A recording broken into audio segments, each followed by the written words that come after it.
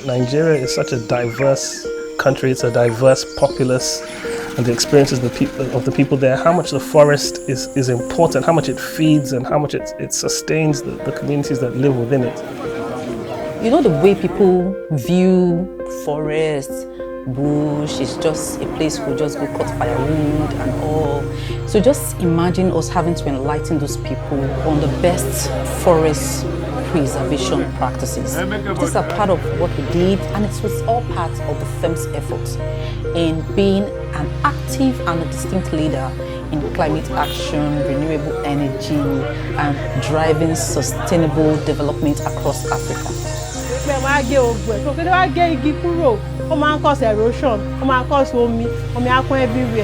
You are taking the campaign beyond just the radio and the television to the communities within and around the landscape.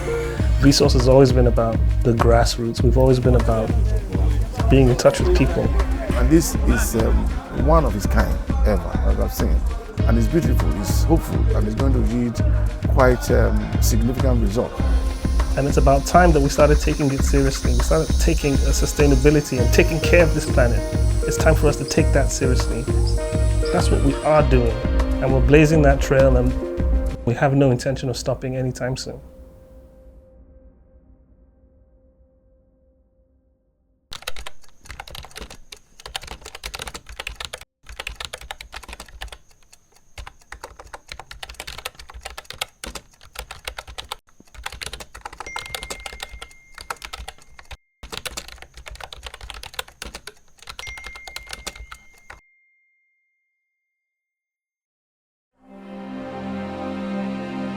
Beneath the vast skies of Nigeria, a silent crisis unfolds.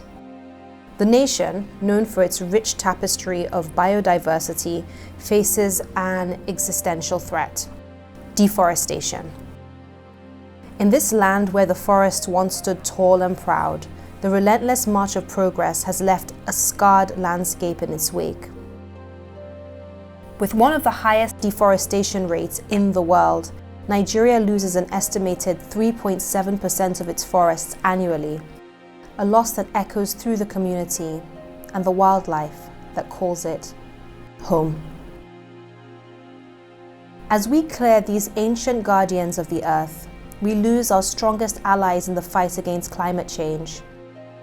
The felled trees, once mighty and steadfast, release their stored carbon into the atmosphere, contributing to the 10% of global emissions caused by deforestation alone.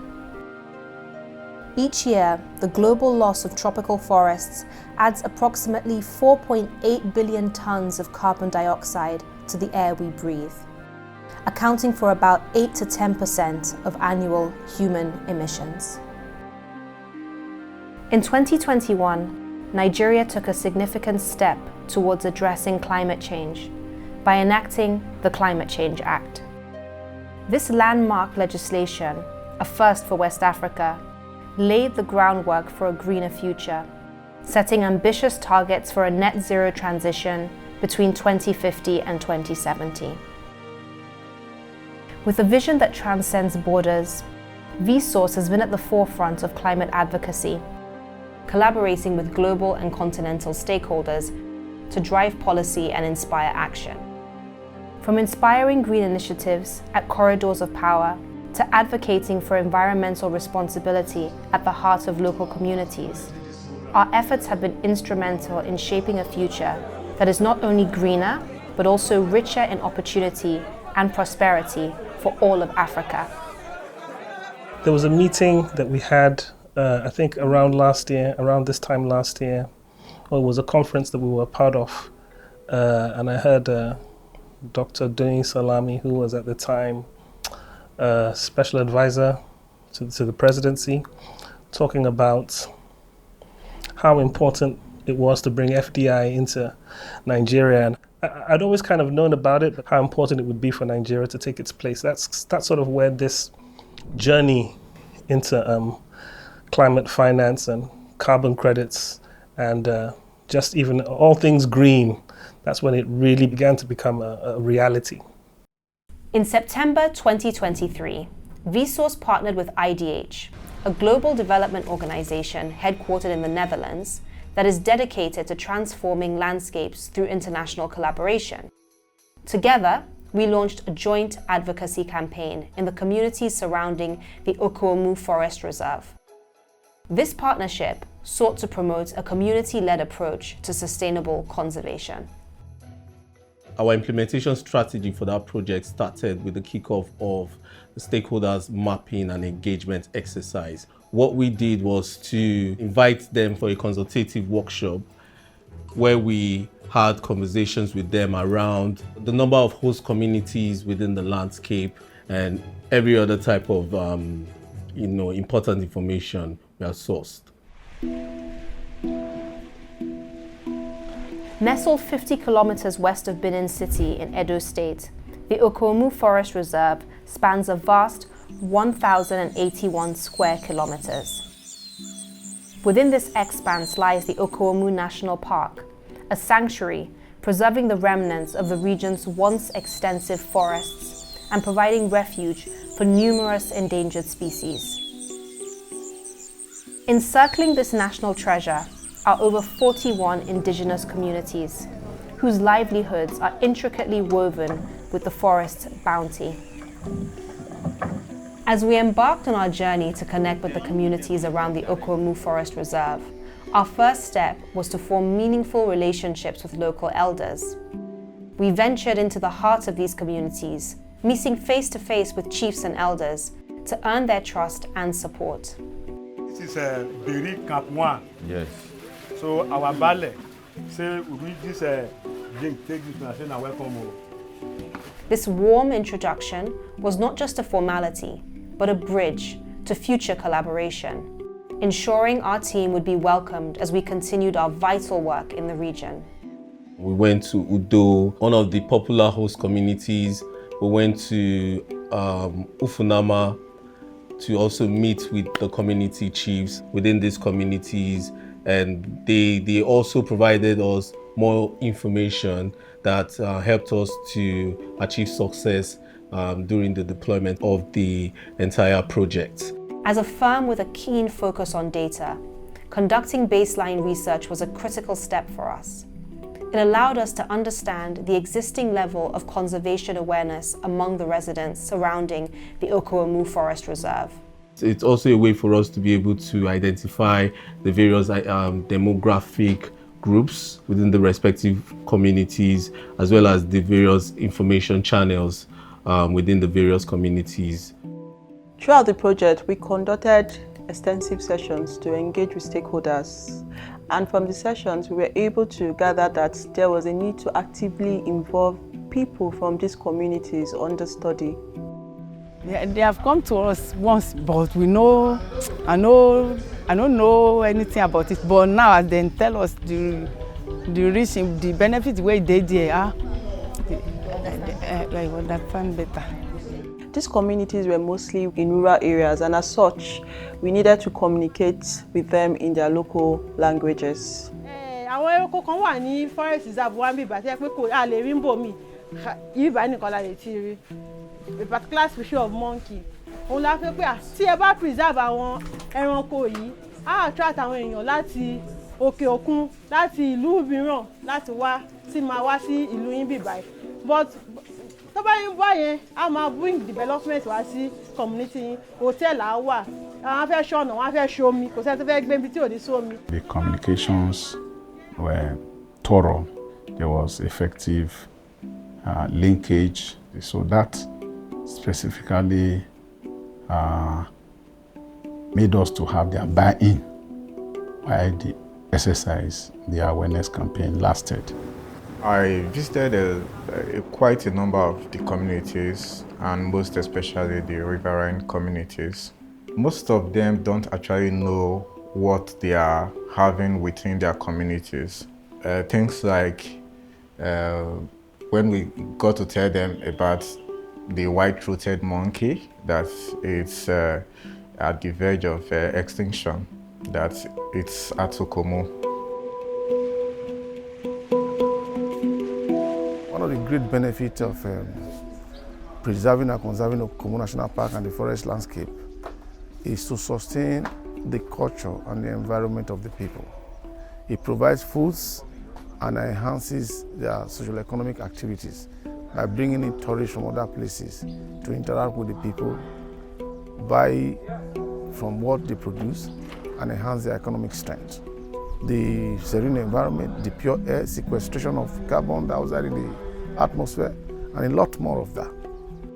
How much the forest is important, how much it feeds and how much it sustains the communities that live within it.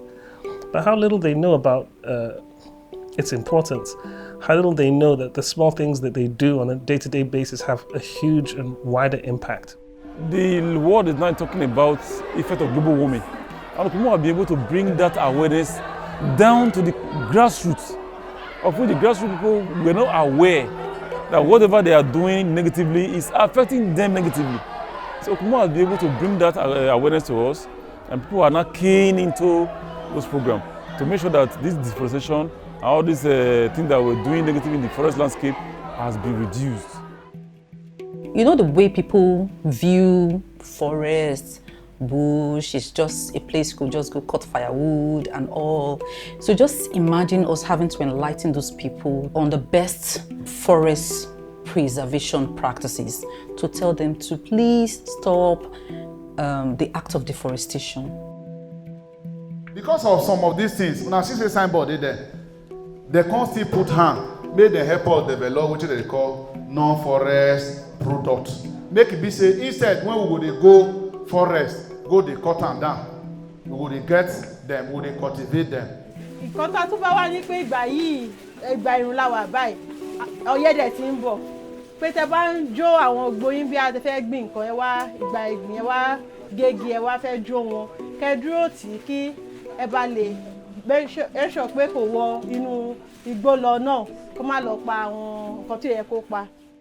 Edo State government not too long ago launched Edo State Forestry Commission that's taking charge of all forestry matters in Edo State. And in collaboration with the National Parks effort, now in the whole of Okumu landscape, these two bodies are working together to ensure that all illegalities and criminalities that take place in the landscape has been seriously minimized. Now the illegal logging is seriously minimized, the illegal hunting is seriously minimized, and we hope to sustain these ones. And government is also going further to see that besides protection and production, they're also looking at sustainability of the people of the community by initiating a good livelihood programs for them. And we are anticipating that very soon that will be in place and for everybody to see. Goat keeping, beekeeping, and several others is being put in place to support the local economy of the local people. Agboya akoboku banaga ana gawe no ma aeno iye mata egwamure e malevo mawe koni ejowe iye mata gwamure mawe koboku gbe no mawe garo. During the campaign deployment, a monitoring and evaluation tool was effectively deployed to measure the impact and progress of the campaign. Findings from this exercise was compared to the findings from the baseline, and at the end of the whole exercise we discovered that a 40% increase in awareness and knowledge of forest management amongst host communities within the Okumu Forest Reserve landscape has been achieved. This partnership between VIISAUS and IDH has been an amazing journey, embarking on a climate advocacy mission that is as challenging as it is crucial. The journey was fraught with obstacles, communities inaccessible due to harsh terrains, and skepticism of some local leaders. Yet these hurdles are mere footnotes in the grand narrative of progress and empowerment that unfolds. Getting to the Okumu Ejo community, we had to take bikes from one community to another. We spent up to 1 or 2 hours on the bike getting from one community to another. The success of this project came from having a well-structured project plan, a dedicated team, an effective risk management strategy that allowed us to overcome challenges. In the face of adversity, the VIISAUS IDH team's dedication shines brightly, engaging stakeholders at every level with a spirit that resonates with the heartbeat of the grassroots. I was so impressed by our team, and it was a joint team, but the guys that actually went into the forest.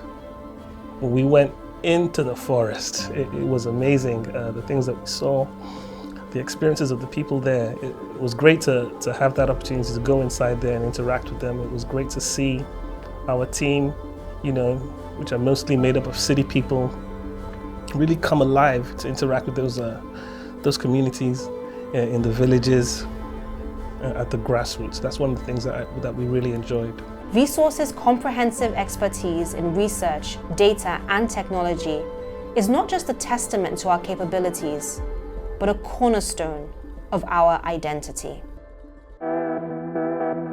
The project was strategic.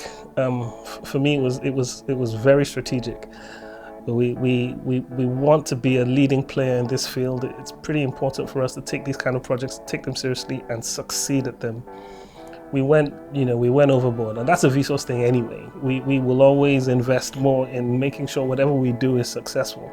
But this time we really went overboard. Like we said, we invested so much into it, not just the resources, but the interest and the time. So from that perspective, very rewarding and very strategic. I think it placed us very much on the map as one of the leading players in this space. So we're very much trying to be that chosen partner, and that's one of the reasons we're doing this. We want to be that partner, that company that you think of first of all when you're thinking about a project in this nature. We at VIISAUS have also worked with the African Union Development Agency. We actually carried out a research for them, and this insight from this research has helped immensely in shaping the carbon market landscape in Africa. We were involved in a project that allowed the AU map the levels of development of the individual countries as it pertains to the carbon credit market. To make it easy, we essentially give 3 simple criteria in terms of underdeveloped, developing, and developed. Because a huge component of the carbon credit market is actually land management. So we had to interact with several country initiatives and offices across the continent, and the outcome of that report, I was fortunate on behalf of VIISAUS to present it at COP28 in Dubai. It was widely received, and the heads of states of the different African countries were happy with what they saw, to the point that today we are trying to expand that framework. The IDH project and all the projects we're doing in this space are related to that journey. That journey is going to take us to be the number one, the go-to agency in Nigeria for international partners, for local partners, for federal government. It is not 54 countries separated by walls, but 55 countries that are connected by bridges. And these projects are the bridges. We are excited, we are driven and motivated to get involved in projects that are great for the environment, great for people across the continent. When you want to talk about who can implement these projects, who's got their finger on the pulse, who's on the ground, who can give us the actual information that we need to ensure that Nigeria takes its place and that Africa takes its place in this journey to net zero. As an all-encompassing firm, we are not just familiar with the lay of the land, we are sculpting a future where sustainable development solutions reach every corner of Africa and beyond, heralding a new era of global impact.